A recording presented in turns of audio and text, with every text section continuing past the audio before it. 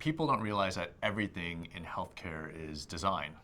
We have an opportunity in healthcare that better design can actually save lives.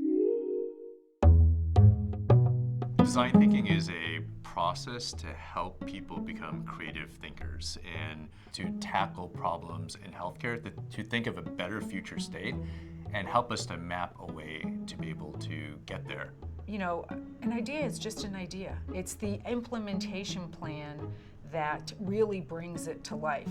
There's been a overt focus in the field of nursing within the last 10 to 20 years on evidence-based practice.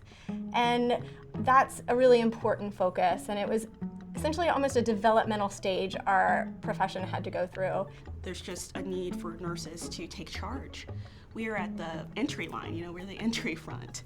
So we get to see everything. We spend the most time with the patients. We see their sadness, we see their pain, we see their wounds, and we can see if something we're doing in the hospital just isn't working quite right.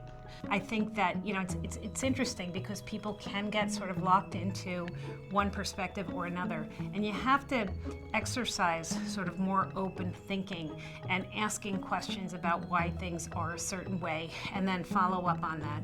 And sometimes people get into sort of a mindset, and that can create a barrier to thinking about changing things or driving things. If we think about design thinking, one of the benefits of that process, above other quality improvement frameworks, is that this explicit inclusion of divergent thinking. When you're converging around an idea, think of a triangle that's narrowing.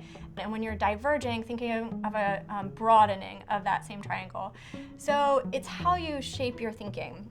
And during the empathy phase of design thinking, you want to broaden out, include everything you absolutely positively can. The more, the better.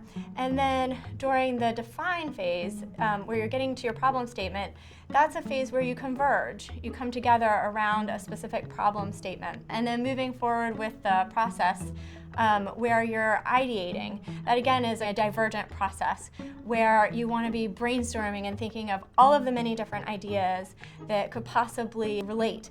It's not a time to be critical of those ideas. You want to just get as many ideas as possible. And then when you're doing the prototyping and testing during those stages, you converge again. Now, many of our healthcare quality models are mostly convergent. So this explicit need to have divergent thinking as part of this is a very value-added aspect of the design thinking method. I think there is a misunderstanding of design thinking that it is a sequential process of first we need to develop empathy, then define the problem and prototype and test out and iterate our solutions. Sometimes it works that way. Sometimes it may just be prototyping right away and then going back and developing more empathy. A very simple way to apply these principles to your practice, instead of running a regular meeting where it's a 1-hour meeting, you're around a big conference room table, try inviting different participants, part of that process.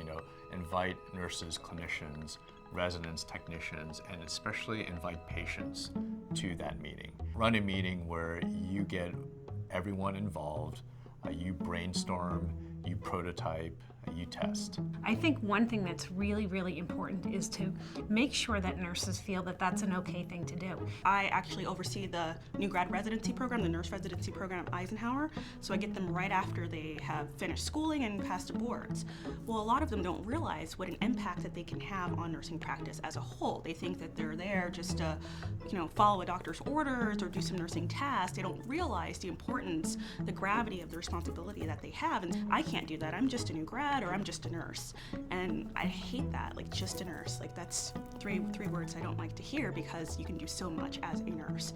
Yes, you are a nurse, and because of that, you can do infinite things. Naturally, nurses, they go into healthcare because they want to help people. And I think it really requires more of a growth mindset. While I'm helping this patient at the bedside, how can I potentially help the entire population of diabetic patients? Taking a step back as a nurse, taking yourself out of the unit that you work on, and really thinking a little bit bigger about healthcare and the healthcare system and how your idea might impact not just that patient at your bedside or at the facility that you work, but really the entire population. There's that drive within us as nurses. That's why we became nurse, because we wanted to change the face of healthcare and help people get better, right? I think so.